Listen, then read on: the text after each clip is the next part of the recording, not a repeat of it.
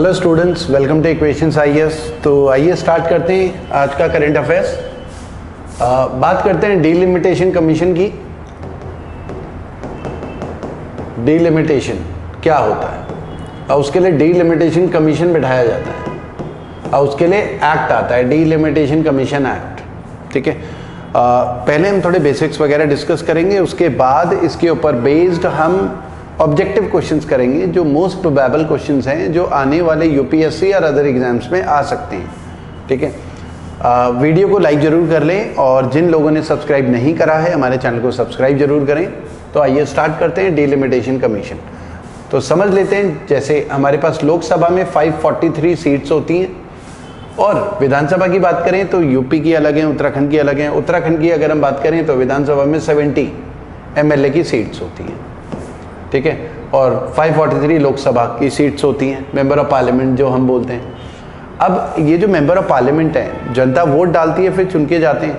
अब इनकी geographical boundary define होगी, कॉन्स्टिट्यूएंसी डिफाइन होगी कि भाई इस जोग्राफिकल बाउंड्री के लोग इस पर्टिकुलर लोकसभा सीट के लिए वोट डालेंगे। तो 543 जोग्राफिकल बाउंड्री डिफाइन होगी। उन सारी जोग्राफिकल बाउंड्री में ना इक्वल पॉपुलेशन होनी चाहिए कायदे से, logically. Her member of parliament जो अलग अलग जगह से चुनकर आए हैं उनकी कॉन्स्टिट्यूएंसी में पॉपुलेशन इक्वल होनी चाहिए, लेकिन वो इक्वल होती नहीं है। या जो उत्तराखंड के 70 एमएलए हैं, उत्तराखंड को 70 हिस्सों में बांटा होगा, 70 कॉन्स्टिट्यूएंसी, उन 70 की 70 कॉन्स्टिट्यूएंसी में इक्वल पॉपुलेशन होनी चाहिए।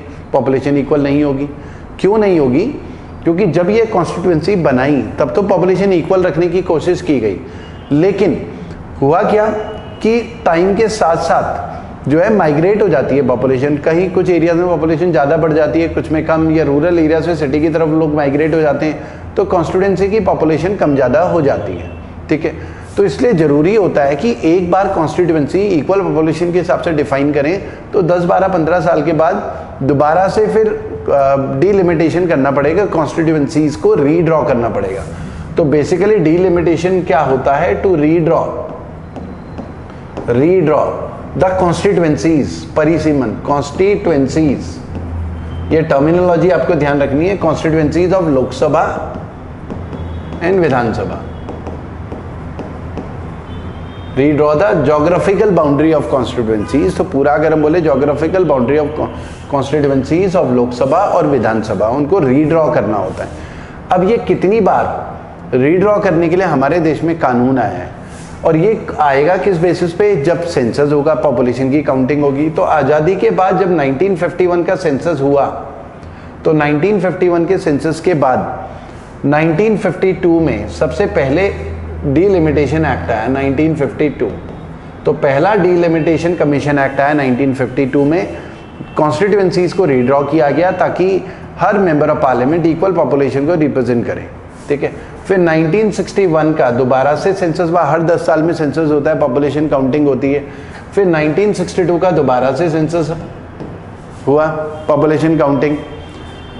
ठीक है, तो 1962 में दोबारा से डीलिमिटेशन कमीशन एक्ट आया, उसने कॉन्स्टिट्यूएंसीज को रीड्रॉ करा। 10 साल के बाद दोबारा से बाउंड्री वगैरह चेंज होगी ताकि इक्वल पॉपुलेशन हो। 1971 का सेंसस हुआ, फिर उसके अगले साल 1971 के सेंसस के बेसिस पे 1972 फिर से डीलिमिटेशन कमीशन एक्ट आया। उसने 1971 के सेंसस के पॉपुलेशन काउंटिंग के बेसिस पे कॉन्स्टिट्यूएंसी को रीड्रॉ करा ताकि इक्वल पॉपुलेशन हो। लेकिन उसके बाद फिर जो है डीलिमिटेशन कमीशन एक्ट नहीं आया लंबे टाइम तक। 2001 में जब सेंसस दोबारा हुआ, 2002 में दोबारा से डीलिमिटेशन कमीशन एक्ट आया, बाउंड्रीज को रीड्रॉ किया गया 2002 में। ठीक है, और उसके बाद से अभी तक डीलिमिटेशन कमीशन एक्ट नहीं आया है। तो अब अगर हम 2025 की बात करें तो काफ़ी साल हो गए हैं। बाउंड्री वगैरह, जोग्राफिकल बाउंड्री तो वही है 2002 के एक्ट के हिसाब से, लेकिन पॉपुलेशन चेंज हो गई, लोग माइग्रेट हो गए हैं। कुछ एरियाज़ में ज़्यादा पॉपुलेशन है, नॉर्थ इंडिया में ज़्यादा पॉपुलेशन बढ़ गई, साउथ इंडिया में उतनी नहीं बढ़ी। नॉर्थ ईस्ट या हिली एरिया में पॉपुलेशन कम हो गई, सिटी में लोग की पॉपुलेशन बढ़ गई। तो कॉन्स्टिट्यूएंसीज को रीड्रॉ करने की ज़रूरत है अभी फ़िलहाल। ठीक है, तो लेकिन अब कंट्रोवर्सी ये हो सकती है क्योंकि कुछ जगह पे सीटें बढ़ सकती हैं, कुछ जगह पे थोड़ी कम बढ़ेंगी, कुछ जगह पे ज़्यादा सीट्स बढ़ जाएंगी जहाँ पॉपुलेशन ज़्यादा बड़ी होगी। ठीक है, तो जिस स्टेट में, जैसे तमिलनाडु ये क्लेम कर सकता है कि हमारे यहाँ तो ज़्यादा लोकसभा की सीट नहीं बढ़ पाई, यूपी में पॉपुलेशन ज़्यादा इंक्रीज हुई इतने सालों में, तो वहाँ ज़्यादा लोकसभा की सीट हो गई, तो नॉर्थ इंडिया ही डोमिनेट करेगा इसका मतलब लोकसभा में, तो वो ये कंट्रोवर्सी हो सकती है। तो इसलिए कंट्रोवर्सी जो है लगातार ये न्यूज़ में है। साउथ इंडिया के जो स्टेट्स हैं वो कुछ कंप्लेन भी कर रहे हैं डिलिमिटेशन कमीशन के बेसिस पे, लेकिन अगला जो डिलिमिटेशन कमीशन एक्ट आएगा वो आएगा on the basis of census after 2026, 2000 basis के बाद, जो 2026 के बाद जो पहला सेंसस होगा उसके बेसिस पे ही डिलिमिटेशन कमीशन एक्ट आने वाला है। तो फिलहाल इंडिया में 4 ही डिलिमिटेशन कमीशन एक्ट आए हैं, फिलहाल 4 ही आए हैं, ठीक है। अब अगला जो आएगा 2026 के बाद जो भी सेंसस होगा, 2021 में तो पॉपुलेशन काउंटिंग हुई नहीं, 2021 में सेंसस नहीं आया है, तो अब जब भी सेंसस आएगा 2026 के बाद तो तब डिलिमिटेशन कमीशन एक्ट आएगा। तो एक तो ये न्यूज़ में रहा है। उसके अलावा महारत्ना कंपनीज की बात करें, ये भी न्यूज़ में कई बार रहता है महारत्ना कंपनीज, हम बात कर रहे हैं गवर्नमेंट कंपनीज की या पब्लिक सेक्टर अंडरटेकिंग्स, इनकी हम बात कर रहे हैं। तो महारत्ना कंपनीज, गवर्नमेंट कंपनीज को स्टेटस दिया जाता है महारत्ना कंपनी का।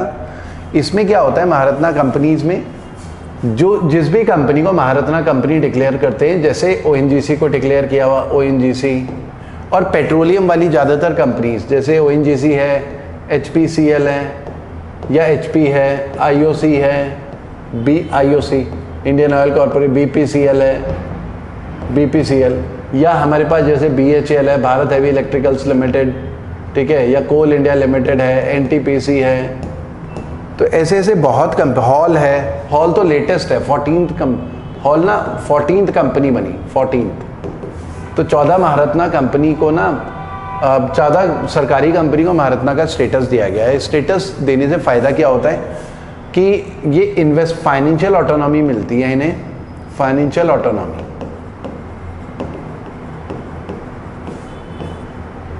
5000 करोड़ के इन्वेस्टमेंट डिसीजन तक की फाइनेंशियल ऑटोनॉमी मिलती है। भारत सरकार से परमिशन लेने की जरूरत नहीं होती। तो 5000 करोड़ तक के फैसले ये खुद से ले सकते हैं, क्योंकि पेट्रोलियम ऑयल कंपनीज को तो खासकर फाइनेंशियल ऑटोनॉमी चाहिए होती है। कई जगह ड्रिलिंग करनी होती है, क्रूड ऑयल निकलता है, तो सरकार की परमिशन लेंगे तब तो टेंडर किसी और को मिल जाएगा, तो जरूरी होता है फाइनेंशियल ऑटोनॉमी।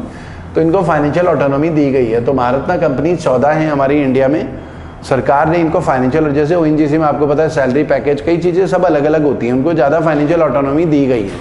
तो ये महारत्ना कंपनीज हैं, सबसे बड़ा स्टेटस होता है। इन्हीं सरकारी कंपनी को सबसे ज़्यादा आज़ादी रहती है फाइनेंसेस को लेकर। उसके अलावा नवरत्ना का भी रहता है स्टेटस, नवरत्ना कंपनीज, महारत्ना से छोटा स्टेटस हो गया नवरत्ना कंपनीज। नवरत्ना कंपनीज भी महारत्ना कंपनी की तरह हैं, लेकिन थोड़ा कम फाइनेंशियल ऑटोनॉमी रहती है। 26 कंपनी जो हैं इस समय, 26 कंपनी हैं जिनको नवरत्ना डिक्लेयर किया गया है, और इनकी फाइनेंशियल ऑटोनॉमी जो है 1000 करोड़ तक की है। 1000 करोड़ तक के फाइनेंशियल डिसीजन नवरत्ना कंपनी खुद से ले सकते हैं। इसमें जैसे हमारे पास बेल है, भारत इलेक्ट्रिकल्स लिमिटेड, ठीक है, भारत इलेक्ट्रिकल्स लिमिटेड है, ओएनजीसी विदेश लिमिटेड है, ओएनजीसी वीएल, ओएनजीसी विदेश लिमिटेड, ठीक है, और विदेश लिमिटेड, और उसके अलावा इंजीनियर्स इंडिया लिमिटेड, ठीक है। ऐसे ऐसे करके कई हैं जो नवरत्ना कंपनीज लिस्टेड हैं, ठीक है। उसके अलावा एक मिनी रत्ना का भी स्टेटस होता है, मिनी रत्ना। इसमें 2 कैटेगरी है, 1 और 2। तो इनकी कंपनीज याद नहीं होनी चाहिए, ये भी नहीं होनी चाहिए बस, लेकिन यह है कि आपको महारत्ना कंपनी एटलीस्ट याद हो, वो आपको देख लेना है कि महारत्ना कंपनीज कौन कौन सी हैं। इनमें 500 करोड़ तक की फाइनेंशियल ऑटोनॉमी है, और इसमें 300 करोड़ तक की फाइनेंशियल ऑटोनॉमी है। 500 करोड़ और 300 करोड़। तो ये नंबर अगर हम देखें 61 और 12 है इनका नंबर, 61 और 12, 61 कंपनीज और 12 कंपनीज, ठीक है, मिनी रत्ना का स्टेटस है। उसके अलावा एक तो ये आपको क्लियरिटी होनी चाहिए, फाइनेंशियल ऑटोनॉमी दी गई है ताकि कंपनी ना प्रॉफिटेबल हो। जब ऑटोनॉमी देंगे तभी प्रॉफिटेबिलिटी कंपनी की बढ़ेगी, ठीक है। उसके अलावा पोर्ट्स आपको पता होना चाहिए कि कौन से पोर्ट्स वगैरह कौन से हैं, खासकर गुजरात के पोर्ट्स कई बार न्यूज़ में रहते हैं, ठीक है। मेजर पोर्ट्स अगर हम गुजरात की बात करें तो वहाँ पर मुंद्रा पोर्ट है, एक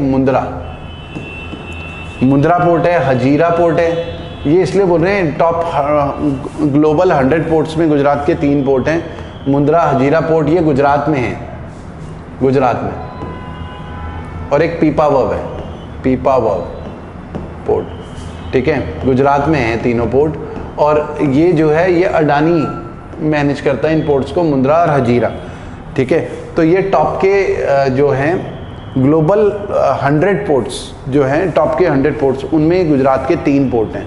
इंडिया के टोटल 9 पोर्ट हैं, ठीक है, जो ग्लोबल टॉप 100 में आते हैं, ठीक है। 9 इंडिया के हैं, उनमें 3 गुजरात के हैं, जिनमें से 2 अडानी मैनेज कर रहा है, ठीक है।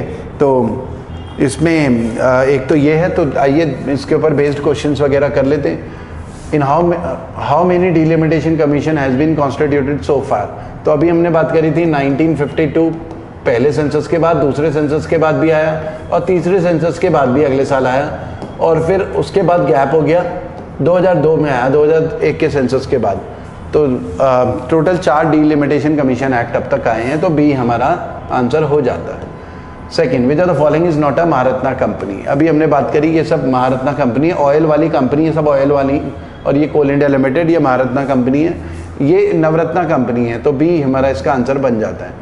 हजीरा पोर्ट कहाँ पर है, गुजरात में है, ये अभी हमने बात करी, तो डी इसका आंसर है, गुजरात। हाँ, आइए आते हैं, हाँ जी, अब आते हैं स्टारलिंक सैटेलाइट्स के बारे में बात करते हैं। स्टारलिंक,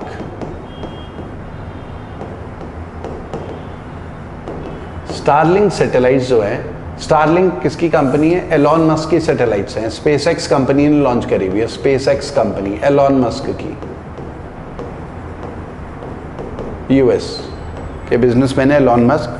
टेस्ला, अलग अलग कंपनीज हैं एलॉन मस्क की, ट्विटर भी इन्हीं का है, ट्विटर तो अब एक्स उसका नाम हो गया है, ठीक है। स्टारलिंक सैटेलाइट जो है ना 7000 प्लस सैटेलाइट हैं जो अर्थ के चारों तरफ घूम रही है। हमें ये समझना है कि इंटरनेट जो है ना, फिलहाल अगर इंडिया की बात करें, इंडिया में इंटरनेट किसके थ्रू पहुंचता है, हमारे मोबाइल में जो इंटरनेट है, एक तो मोबाइल होता है या जो ब्रॉडबैंड है, ब्रॉडबैंड कनेक्शन हम लेते हैं, उसके थ्रू हमारे में इंटरनेट चल रहे हैं, ठीक है। मोबाइल के थ्रू इंटरनेट, मोबाइल में इंटरनेट कैसे आता है, टेलीकॉम की टावर, टेलीकॉम के टावर होते हैं, जियो का टावर है, एयरटेल का टावर है, तो टावर से हमारा मोबाइल कनेक्ट होता है और उससे इंटरनेट चल रहा है, ठीक है। ब्रॉडबैंड कनेक्शन क्या है, वायरिंग है, वायरिंग है, ठीक है, ऑप्टिकल फाइबर्स बिछी हुई हैं, ऑप्टिकल फाइबर्स, उसके थ्रू हमारा इंटरनेट चल रहा होता है।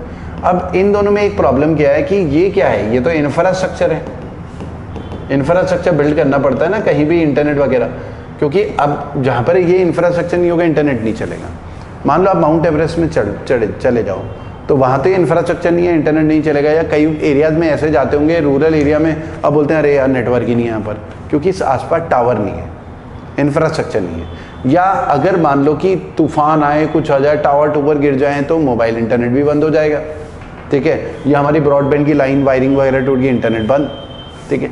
तो इस तरीके से इंटरनेट प्रोवाइड किया जाता है। लेकिन जो स्टारलिंक सैटेलाइट है वो कैसे इंटरनेट प्रोवाइड कर रही है, ये इंटरनेट प्रोवाइड कर रही है डायरेक्ट सैटेलाइट से, डायरेक्ट सैटेलाइट से, इसलिए ये थोड़ा सा ना डिफरेंट हो जाता है। डायरेक्ट सैटेलाइट से इंटरनेट वगैरह प्रोवाइड कर रही है, तो ग्राउंड इंफ्रास्ट्रक्चर की जरूरत ही नहीं है, हमारा मोबाइल डायरेक्ट सैटेलाइट, ये सैटेलाइट 7000 से ज़्यादा सैटेलाइट हैं अर्थ के लो अर्थ ऑर्बिट में, मतलब 300-400 किलोमीटर हाइट पे अर्थ के सरफेस से काफ़ी कम हाइट पे हैं, तो सैटेलाइट से ही हाई स्पीड इंटरनेट चल जाता है, ये ग्राउंड इंफ्रास्ट्रक्चर की जरूरत ही नहीं है। तो ये वाला जो स्टारलिंक सैटेलाइट है एलॉन मस्क की, ये पूरा धंधा चौपट कर सकता है इंटरनेट कंपनीज का, ठीक है, पूरा सब किल कर सकता है। क्योंकि अब अगर हमारा स्टारलिंक सैटेलाइट से इंटरनेट चलेगा तो माउंट एवरेस्ट में भी चला लो इंटरनेट, कोई टावर की जरूरत ही नहीं। ऐसे रूरल एरिया जहाँ पर कोई इंफ्रास्ट्रक्चर नहीं है वहाँ भी इंटरनेट चल जाएगा। बे ऑफ बंगाल में तैरते हुए इंटरनेट चला लोगे, वहाँ टावर तो है नहीं, ठीक है। या अंटार्कटिका में भी चल रहा है, शिप में जा रहे हैं हर जगह चल रहा है, प्लेन में चल रहा है, हर जगह इंटरनेट चल जाएगा जहाँ टावर नहीं है, ग्राउंड इंफ्रास्ट्रक्चर नहीं है। तो ये इसका एक बेनिफिट रहता है स्टारलिंक सैटेलाइट का। तो अभी एयरटेल और जियो ने स्टारलिंक सैटेलाइट एलॉन मस्क के साथ डील भी साइन करी है, ताकि इंडिया के वो वाले एरिया जहाँ पर इंफ्रास्ट्रक्चर नहीं है वहाँ पर स्टारलिंक सैटेलाइट की हेल्प से इंटरनेट वगैरह प्रोवाइड किया जा सके। तो ये भी काफ़ी न्यूज़ में रहा है। उसके अलावा हमारे पास ना चंद्रयान 1 हमारा 2008 में लॉन्च किया गया। ठीक है, चंद्रयान 1, क्योंकि ये न्यूज़ में काफ़ी रहते हैं चंद्रयान मिशन, तो बात कर लेते हैं। एक तो चंद्रयान 1 2008 में लॉन्च किया गया। इसमें हमने क्या करा, एक तो ऑर्बिटर और इम्पैक्टर मून में भेजा। चंद्रयान 1 इंडिया का, इसरो का मून मिशन है, इंडिया का मतलब। इसमें ऑर्बिटर और इम्पैक्टर, मतलब ये मून है तो ऑर्बिटर जो मून के सरफेस के चक्कर मारेगा, इम्पैक्टर मतलब उसे फ्रीली छोड़ दिया जाएगा और ये क्रैश लैंड होगा मून के सरफेस में, क्रैश लैंड। और फिर ये कुछ डेटा वगैरह सेंड करेगा, उससे हमारे पास सिग्नल वगैरह मिलेंगे, तो मून के बारे में थोड़ा इन्फॉर्मेशन मिल जाएगी। तो चंद्रयान 1 में हमने क्रैश लैंडिंग करी थी इम्पैक्टर की, क्योंकि हमें सॉफ्ट लैंडिंग आती नहीं थी। ठीक है, उसमें काम करना बाकी था। ठीक है, तो ये था चंद्रयान 1। फिर है चंद्रयान 2।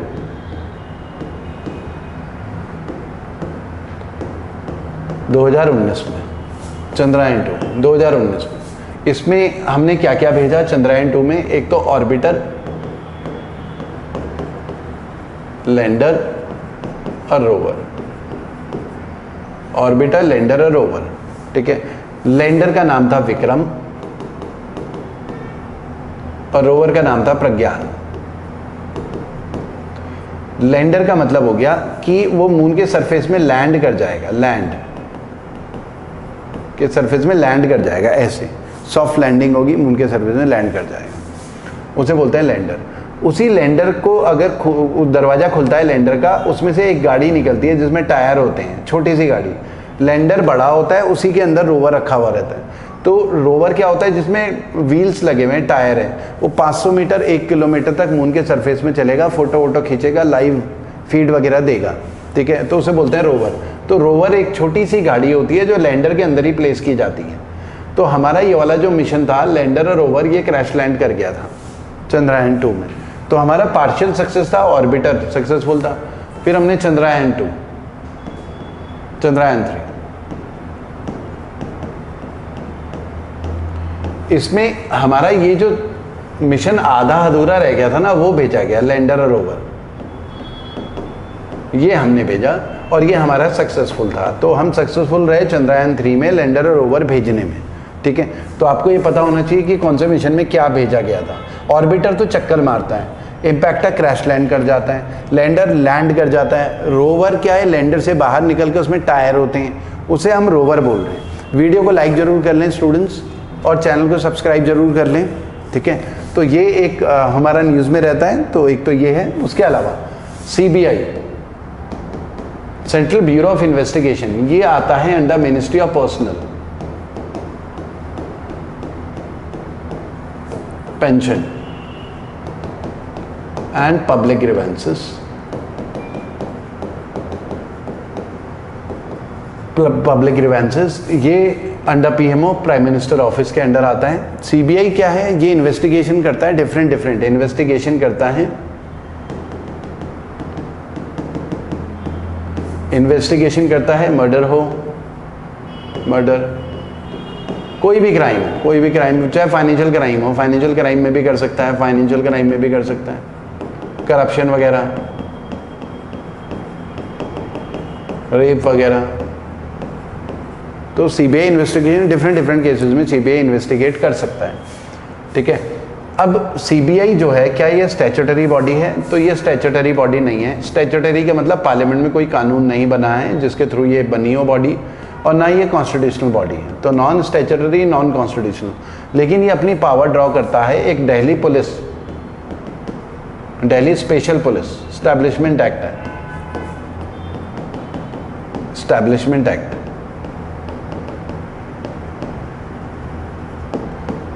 1946। तो आपको ये पता होना चाहिए कि ना तो ये स्टैट्यूटरी बॉडी है, ना ये कॉन्स्टिट्यूशनल बॉडी है। ये पावर ड्रॉ करता है Delhi special police establishment act के थ्रू, डिफरेंट चीज़ें इन्वेस्टिगेट कर सकता है। मिनिस्ट्री ऑफ पर्सनल के अंडर आता है, जो कि प्राइम मिनिस्टर ऑफिस को रिपोर्ट करता है। तो आइए इसके ऊपर बेस्ड क्वेश्चन देखते हैं। क्वेश्चन नंबर 4, इसके आंसर आप मार्क कर सकते हैं वीडियो को पॉज करके। ठीक है, तो Starlink is a satellite constellation that comprises 1000 of small satellite. 7000 से ज़्यादा सैटेलाइट हैं, तो 1 वाला ठीक है। Unlike traditional internet Starlink does not, ये हमने बिल्कुल, ये भी हमने डिस्कस करा है कि जो अभी प्रेजेंट में ट्रेडिशनल इंटरनेट है वो टेलीकॉम टावर, ग्राउंड इंफ्रास्ट्रक्चर चाहिए, या वायरिंग बिछानी पड़ती है, ऑप्टिकल फाइबर, ग्राउंड इंफ्रास्ट्रक्चर चाहिए। ये तो डायरेक्ट इंटरनेट सैटेलाइट से चल रहा है तो ग्राउंड इंफ्रास्ट्रक्चर की जरूरत ही नहीं है, ये भी ठीक है। Has made drone warfare much easy, drone warfare बहुत ईजी हो जाएगा क्योंकि ड्रोन स्टारलिंक सैटेलाइट के साथ कनेक्ट होगा तो वो नेविगेशन वगैरह पूरा एक्यूरेसी के साथ वो ज़्यादा ईजी हो जाएगा ड्रोन के लिए, तो वो इंटरनेट के थ्रू काफ़ी डायरेक्टली सैटेलाइट से कनेक्टेड होगा। तो हमारी ये ऑल, इसका डी हमारा आंसर हो जाएगा। की difference between Chandrayaan 2 and Chandrayaan 3, तो चंद्रयान 2 में हमने बात करी थी, चंद्रयान 2 में ऑर्बिटर, लैंडर, रोवर तीनों थे और लैंडर रोवर वाला मिशन हमारा फेल हो गया था, केवल ऑर्बिटर था। तो चंद्रयान 3 ने चंद्रयान 2 के आधे अधूरे काम को पूरा करा, तो केवल लैंडर और rover. No orbiter is included in Chandrayaan 3, तो सी, क्योंकि ऑर्बिटर 2 में भेजा था वो सक्सेसफुल था, तो चंद्रयान 3 आधे अधूरे काम को कंप्लीट करने के लिए गया है जो चंद्रयान 2 ने छोड़ दिया था। ठीक है। 6th the falls about CBI, it is attached under ministry of home affairs, तो मिनिस्ट्री ऑफ होम अफेयर्स के अंदर फॉल्स पूछा हुआ है ना, तो ए फॉल्स है, बाकी ये ठीक है।